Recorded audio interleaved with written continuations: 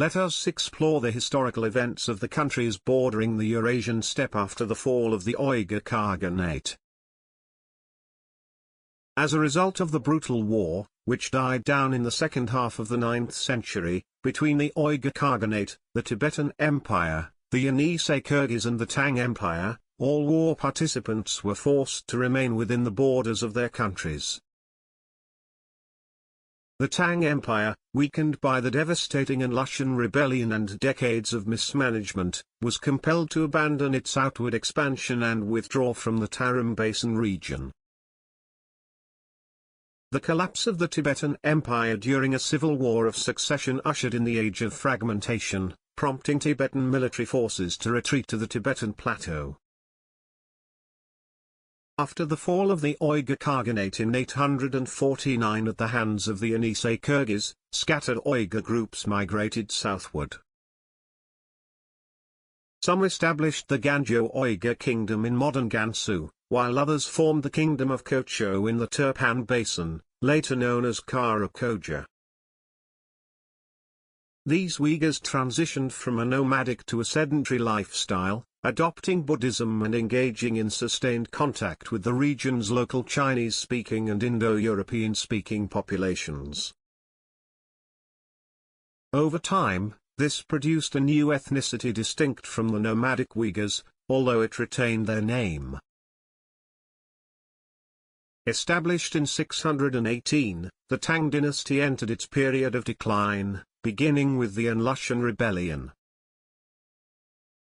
The warlike Toba landlords living on the northern borders of the empire, who helped create the empire, dissolved into the local Chinese population within 300 years. Although the Tang dynasty initially enjoyed support from various Han Chinese constituencies, public dissatisfaction had grown due to corruption, regional autonomy, and official neglect in its later years. Over time, control over the army shifted from the emperor to powerful regional governors, known as jitoshi, who were eventually permitted to pass their titles hereditarily, weakening imperial authority. At the same time, power within the emperor's court increasingly fell into the hands of eunuchs, who amassed considerable wealth and influence in the capital, Chang'an. In the first half of the 870s, China experienced severe droughts and floods, which caused a terrible famine. The imperial government's failure to adequately respond led to mounting unrest. In 874, the Huang rebellion broke out.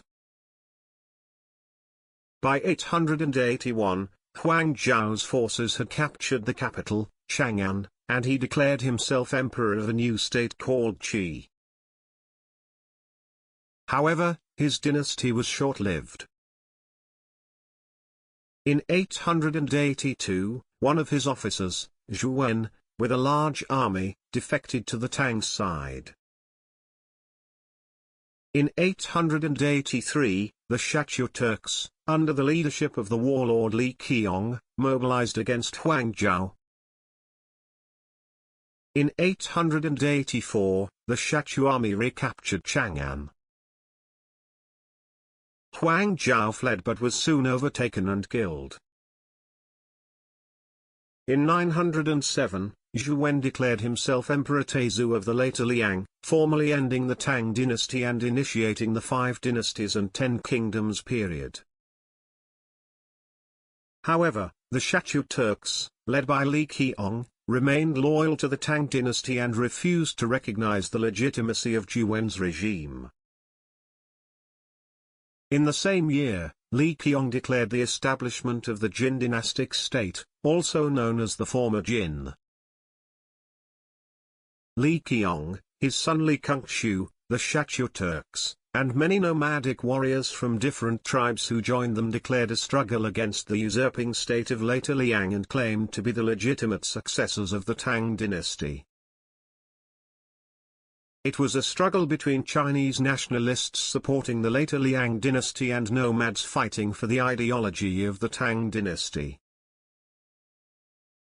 In 923, Li Kongqiu conquered the later Liang dynasty and proclaimed the later Tang dynasty and himself as Emperor Xuanzong.